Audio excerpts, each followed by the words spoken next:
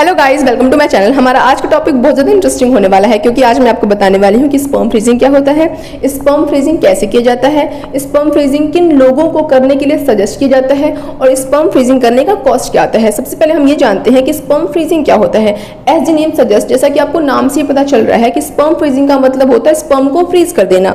अब आपके मन में सवाल आ रहा होगा, क्या स्पर्म को अपने घर के फ्रिज में डाल देते हैं? नहीं, स्पर्म को क्या करते हैं, अंडर लिक्विड नाइट्रोजन गैस जिसका टेम्परेचर बहुत लो होता है, अप्रॉक्स -196 डिग्री सेल्सियस, उसके अंदर हम स्पर्म को स्टोर करके रखते हैं फॉर वेरी लॉन्ग टाइम। ठीक है, अब स्पर्म फ्रीजिंग करते कैसे हैं? सबसे पहले जो डॉक्टर होते हैं वो मेल को बोलते हैं कि आप अपना सैंपल एक कंटेनर में कलेक्ट करो। जो मेल होता है वो अपना सैंपल कलेक्ट करता है अंडर इन स्टेराइल कंटेनर। ठीक है, उसके बाद क्या होता है, उस स्पर्म को लिक्विफाई होने के लिए थोड़ी देर तक छोड़ दिया जाता है।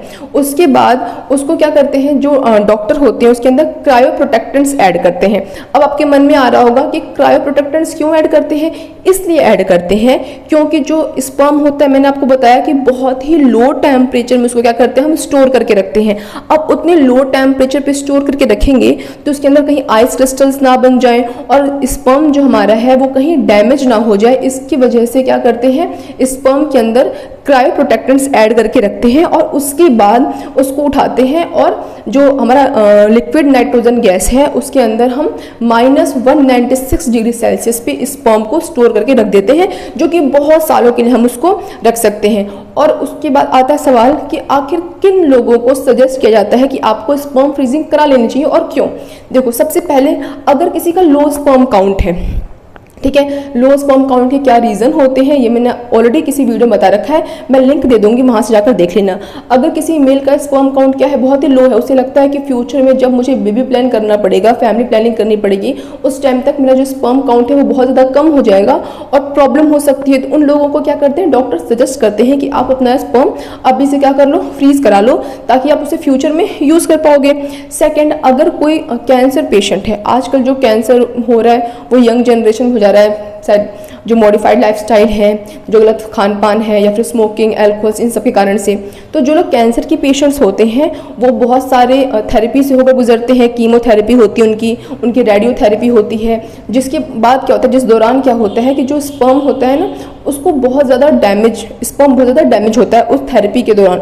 इसीलिए कीमोथेरेपी या फिर रेडियोथेरेपी कराने से पहले डॉक्टर आपको एडवाइस करते हैं कि आप क्या कर लो, अपना स्पर्म फ्रीज करा लो, यानी कि स्टोर करके रखवा दो, जिसके बाद आप फ्यूचर में यूज़ कर पाओगे उस स्पर्म को। ठीक है, तीसरा, अगर मान लो कि कोई डायबिटीज़ का पेशेंट है, ठीक है, या फिर कोई अदर उसको बहुत बड़ी बीमारी है जिसमें उसका जो स्पर्म काउंट है, जो स्पर्म क्वालिटी है वो क्या हो जा रही है, दिन प्रतिदिन खराब होती जा रही है, तो उन लोगों को भी क्या करते हैं, हम सजेस्ट करते हैं कि आपको, जो डॉक्टर होते हैं वो सजेस्ट करते हैं कि आपको अपना स्पर्म स्टोर करा लेना चाहिए, यानी कि फ्रीज करा लेना चाहिए। और जब फ्यूचर में आपको रिक्वायरमेंट होगी तो आपका जो स्पर्म होगा ना वो रखा हुआ होगा। आप जब चाहो 1 साल बाद, 2 साल बाद, 3 साल बाद आप जाकर आप उसे यूज़ कर सकते हो, यानी कि जो आपकी फीमेल पार्टनर होंगी बेबी प्लान करने में आप उस स्पर्म का यूज़ कर सकते हो। अगर फ्यूचर में अगर आपका स्पर्म काउंट गिर जाता है या फिर कोई प्रॉब्लम हो जाती है तब।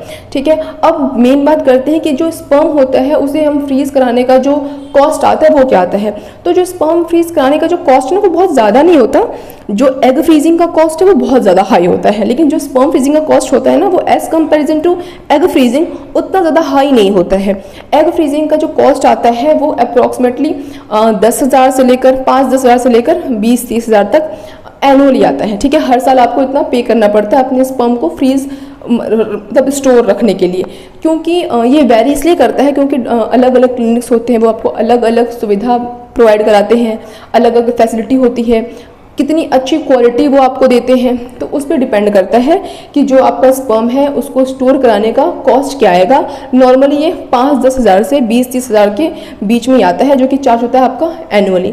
और उसके बाद आप हर साल देकर उसे क्या करा सकते हो, वापस से रिन्यू करा सकते हो, और सोच समझ के कराना चाहिए, क्योंकि अच्छा हॉस्पिटल होगा। सपोज दैट क्या होता है, कभी कभी आप अपना स्पर्म स्टोर करा रहे हो, ठीक है। उसके बाद जब आप 2-4 साल 5 साल बीत चुके हैं, उसके बाद जो स्पर्म होता है ना, बिल्कुल 100% उसके अंदर क्वालिटी मोटिलिटी नहीं रहती है, थोड़ी सी कम हो जाती है, अप्रॉक्स 50% 70% हो जाती है। बट कहीं बेकार क्लिनिक में चले जाओगे, अच्छे डॉक्टर के पास नहीं जाओगे, तो ऐसा भी हो सकता है कि आपने बहुत भरोसा करके, बहुत ही ट्रस्ट करके कहीं पे अपना स्पर्म स्टोर कराया, और क्योंकि वहाँ की क्लिनिक ख़राब थी, क्योंकि वहाँ का लैब अच्छा नहीं था, वहाँ की अरेंजमेंट अच्छी नहीं थी, मैनेजमेंट अच्छा नहीं था, तो ऐसा भी हो सकता है कि फ्यूचर में आपका जो स्पर्म आपने जो पहले आपने उसे फ्रीज करा रखा था, वो अब किसी काम का नहीं बचा है। तो आज की इस वीडियो के लिए बस इतना ही। बट अगर आपको इस टॉपिक से रिलेटेड कुछ भी डाउट होगा तो आप मुझे कमेंट बॉक्स में मैसेज करके पूछ सकते हो। बाकी ऐसे और इंटरेस्टिंग वीडियोस के लिए मेरे चैनल को सब्सक्राइब जरूर करें, और अगर वीडियो पसंद आई हो तो उसे एक लाइक जरूर करें। That's all, bye guys.